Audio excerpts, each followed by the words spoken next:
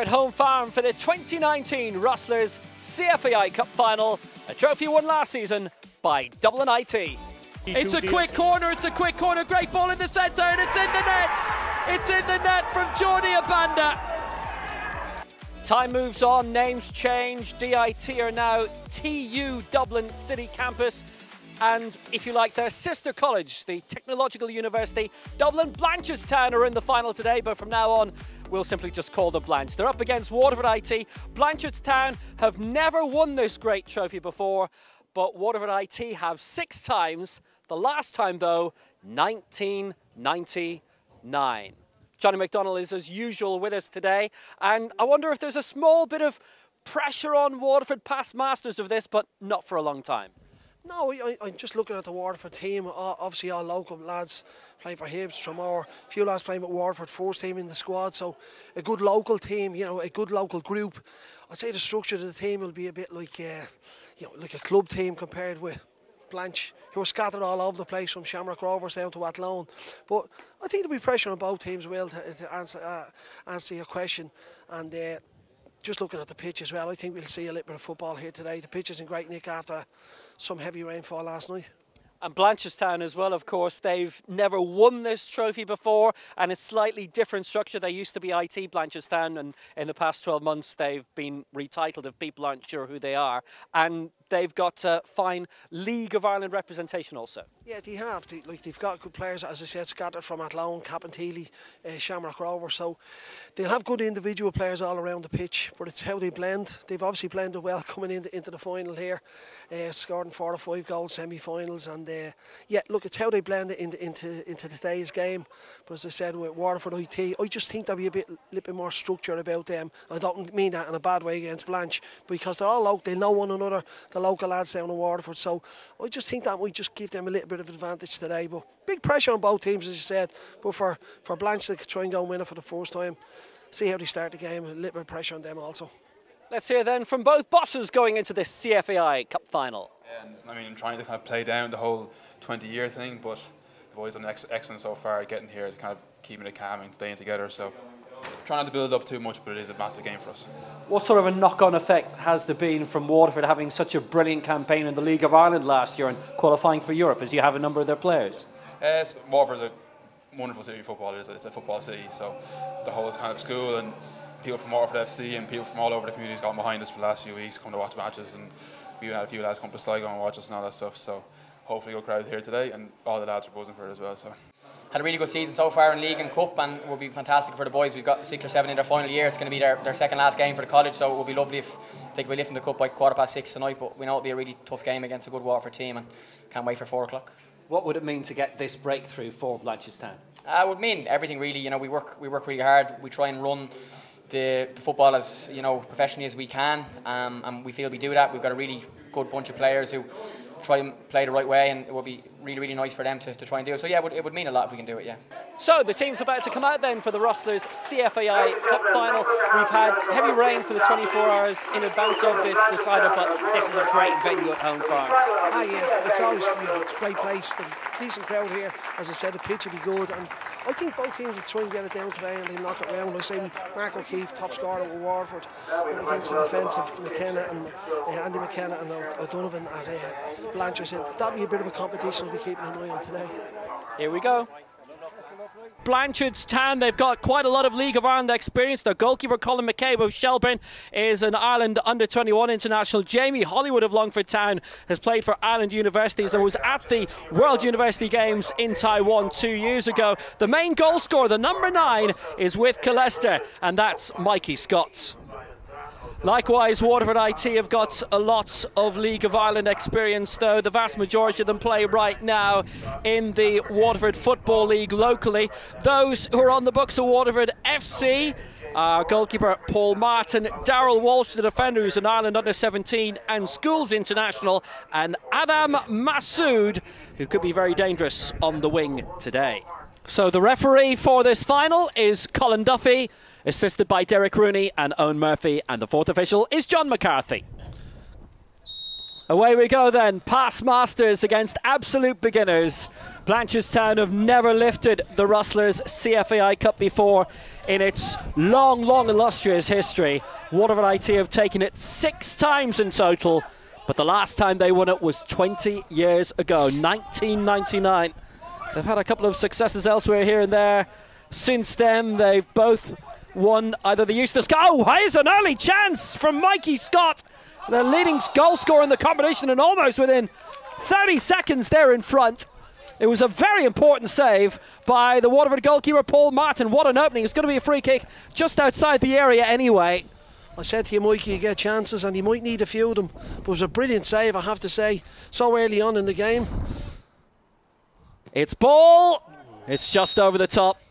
And a slight deflection along the way. It's going to be a corner for Blanchardstown, who've gone all out here early on. Very, very positive start by Blanche, I have to say. Even from the tip off, the ball is played straight in behind. And on the front foot early doors in the first minute of the game. And Mark McGinley was second best of the challenge, just on the edge of the centre circle. It's long towards Mikey Scott again. He's the scorer-in-chief for Blanchardstown so far this season in the Cup. In terms of Mark O'Keefe, really well worth keeping an eye on him, because it's basically every level of Irish football is going incredible guns this season. That is a beautiful ball for Rob Manley, and he's brilliantly turned Brennan well. Manley pulls it in towards the centre and at the far post. Ball couldn't quite turn it home. He wasn't the intended target. How brilliantly Manley did there. A lovely piece of skill. Excellent turn, and he almost got the breakthrough. Yeah, great awareness of the space in behind. He got his head up as well, Will. Decent ball into the box. His last couple of kicks didn't travel too far. This one might. Yeah.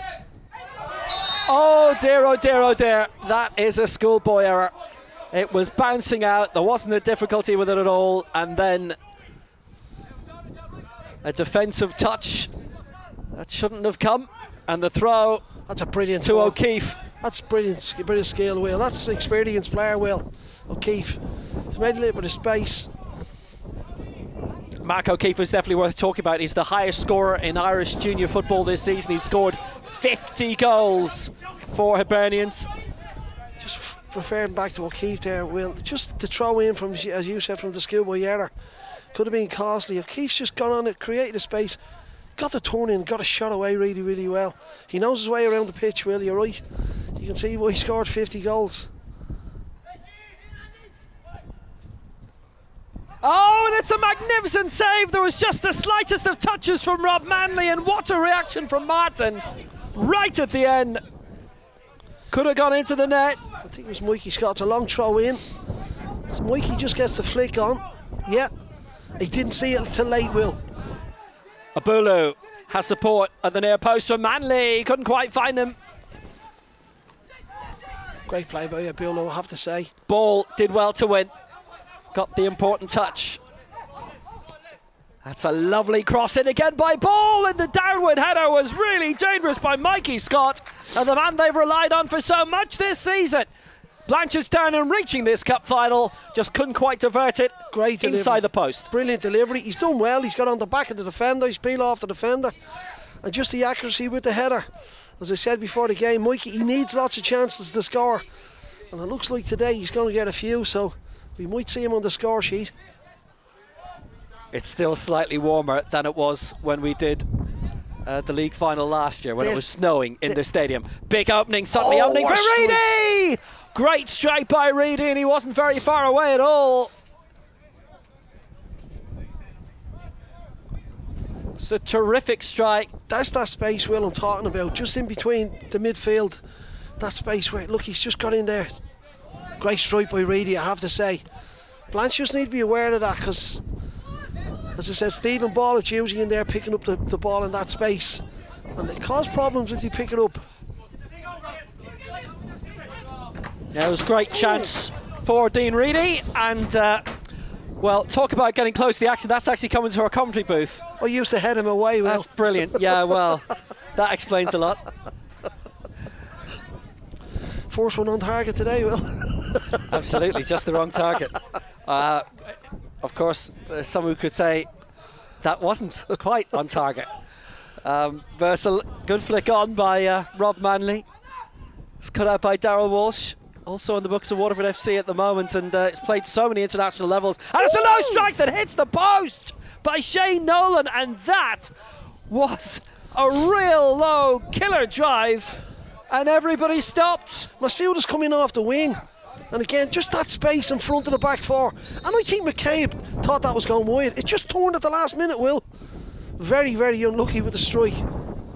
They're pushing plenty of bodies up in blue at the moment. It's with Dylan Hersey wide for Nathan Brennan. Pretty much it into no man's land again from Waterford point of view, but there could be an opening suddenly for Nolan, and Nolan's in here, and he scored. Shane Nolan puts Waterford in front. 20 minutes played, over 100 appearances in the League of Ireland, and Shane Nolan scores for Waterford IT. Apologies, but definitely great finish. Again, coming from just outside the box. Great finish. Himself and O'Keefe have been very influential in the first 20 minutes of this game. Blanche might feel they had a lot of the play, a lot more of the ball, but once Waterford settled into the game, they've been, they've been better in attack. I think they look more dangerous with their attack. And once you got inside the box, the Blanche players were, oh, here's a chance. Well, they've got 4 coming forward here to Waterford, and here's Masood. Good one wide. Nolan, who scored with the cross, and it's almost a second. O'Keefe's header. It'll come back down towards Nolan again. Masood is there. Edge of the box. Opening for Reedy. Had a thought about a strike. Still had a thought about a strike. Didn't have the balance in the end. No, he should have laid it off. He had a bit of width on the left-hand side. Mikey Scott seems to be up there on his own. He's not getting the support quick enough up to him, I think. He just needs that support quicker. There's that space again, Will. Just look at this. It's too easy for them. It's too easy for Nolan. And Nolan has got Masood away here. Masood into the area. Low strike. That very important stop by McCabe. Set for 2. Out for the corner. And right now, Waterford are all over Blanchardstown. I'm saying Shane Nolan, I keep saying it. Masood doing really well here. It was a good save. Good push away. Good strong hand. Ireland have done actually really well underage level the past couple of years. 17s and 19s particularly. Things looking good. Qualification for a number of tournaments, obviously, last summer. Here's Hersey of Hibernian. Brennan. Now Dean Reedy tried to open them up, and there was a little bit of cross-town traffic as well. Shane Nolan kept out of the way. That's a good stop by Colin McCabe, and he's got this up the park very quickly. Here's the strike. It was a good low effort, and that's a good save. He's got right behind it, has he? Kept his eye on it. You're right about it, Will. There's a few bodies came across the ball. Good feet, good hands. He's got his body right behind it. Hollywood. That's a dangerous one in towards the area again. It might fall for Manley, and it has. Great close control by Manley, and another important block. That was by Darryl Walsh. Corner again. I have to say, Will, that's fantastic play from one end of the pitch to the other. This guy gets a bit of a player, Manley. Very composed in the box. They played a short one this time, an interesting one for Jamie Hollywood. Couldn't get the strike away, and now here comes the counter from WIT. That's a long one. It's a good one by Hersey. Mahmoud. Chance for Masood. Important stop again by McCabe, and Waterford could be 2 or 3 up, but for McCabe now. This is a great game, Will, I have to say. It's a brilliant game. It's up and down. You know, total contrast in the two teams there. Blanche building her up from the back from McCabe. 20 passes, get a shot away, get a corner kick, and then resulting from the corner kick, a quick counter attack. What a goal! What a finish! What a goal by Mark O'Keefe! The top scorer in the cup has got another, and he won't have got any better than that. Out of nothing. Here we go, throw in. Blanche fall asleep. Great Tony, lets it come across his body. He knows exactly what he's doing, Will. Lets it come across him as it's dropping. Brilliant strike as he hit it. I said that's a great strike, I knew it was in. Darryl Walsh taking a few steps back. This is right in front of goal. I wonder how tempted Walsh was to have a direct pop. Well, he's found Mahmoud over on the far side. Adam Masood, who couldn't quite control at the first time of asking. Here's Dylan Hersey, and Hersey will have a crack.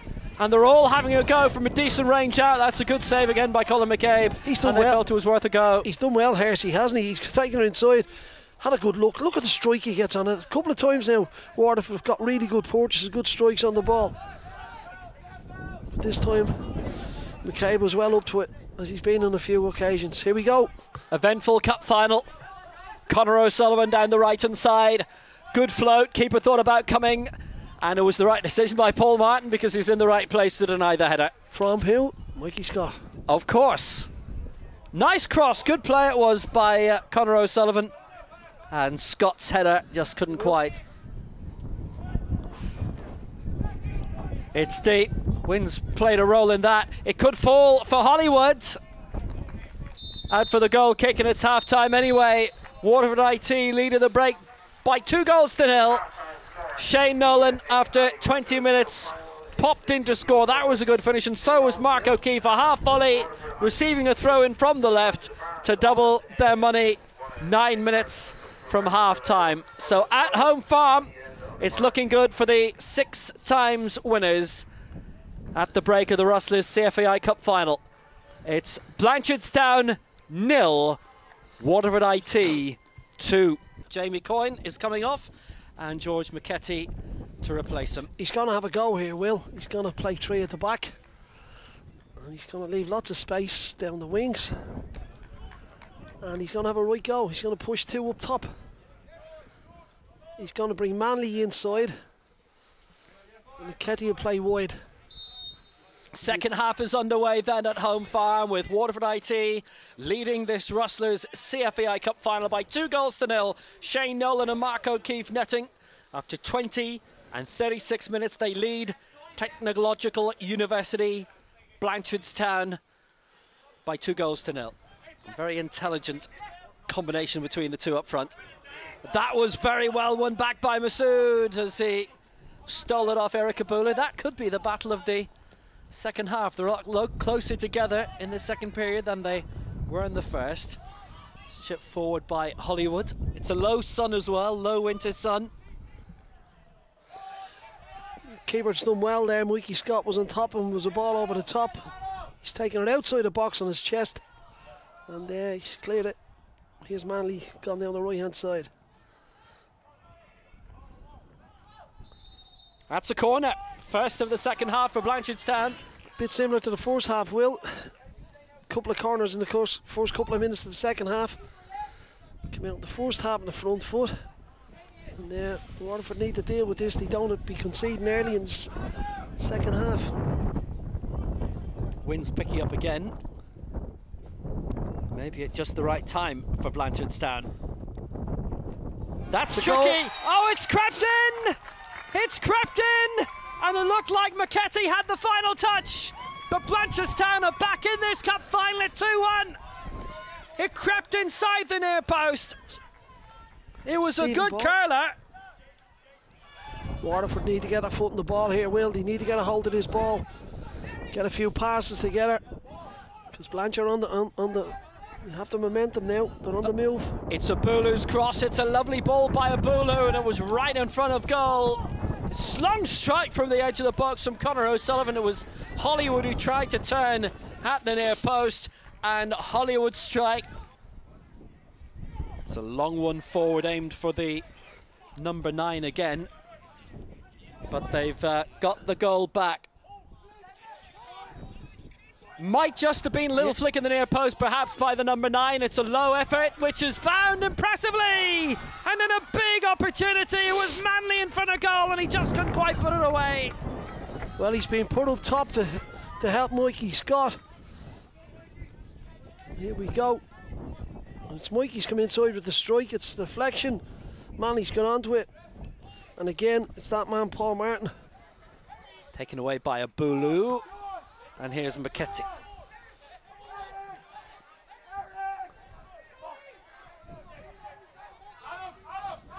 Two really, really important saves. First half and that one. When asked the question, he's going up trumps on the 1v1s. Curler! Oh, what a strike, what a save. That is a brilliant save. The effort coming from O'Sullivan. And that was a great stop by Martin. Always good save. You know, Abula was come back to give them a dig out on this left-hand side, on their left-hand side. Waterford's right, and as I said, O'Sullivan just sitting in on Nolan there, in Nolan's number 10 position, so he's not getting on the ball too much. Edge of the area, it's Mikey Scott looking for a handball, and he's got it. Free kick just outside the area. Big chance for Blanchardstown here. I'd like to see that one. Well, Mikey, he's definitely trying to play it round them. There's only one candidate to take this. Oh, great chance. Fine strike by Stephen Ball, and just wide. He has won a corner out of it. Little deflection along the way. Wasting no time with the corner either. Ball to take.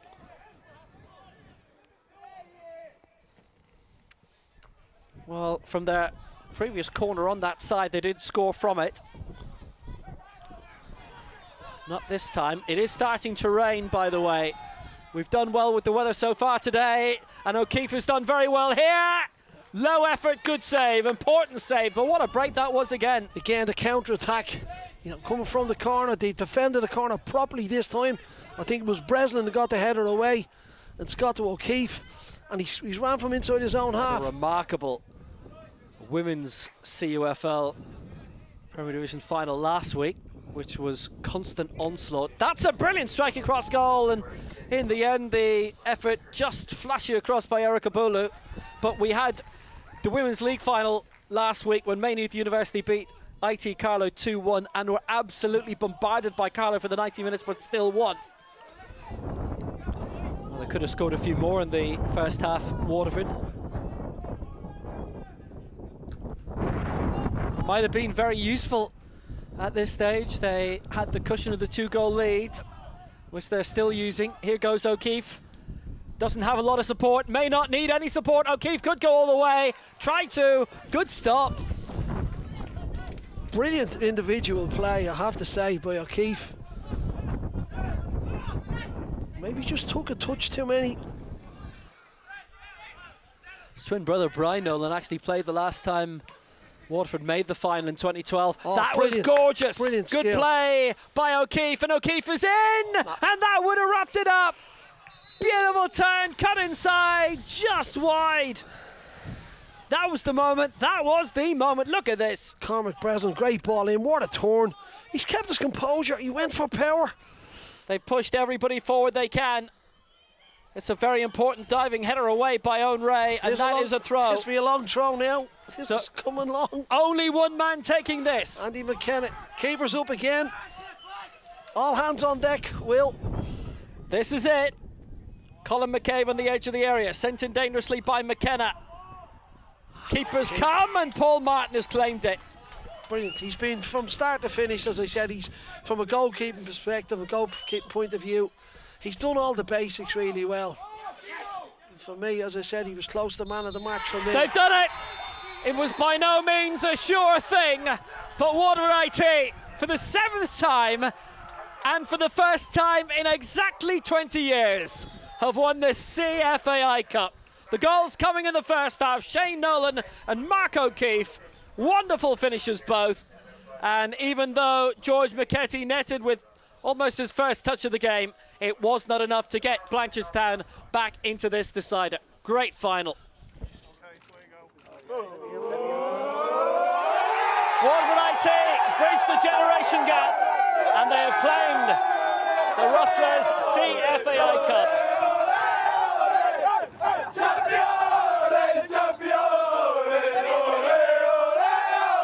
So Cormac, you get the honour of being the first Waterford captain to lift the CFAI Cup in 20 years. I know it means the world to all of us. To be honest, it's my fifth year trying. You know, the lads getting on to me, calling me the outlet.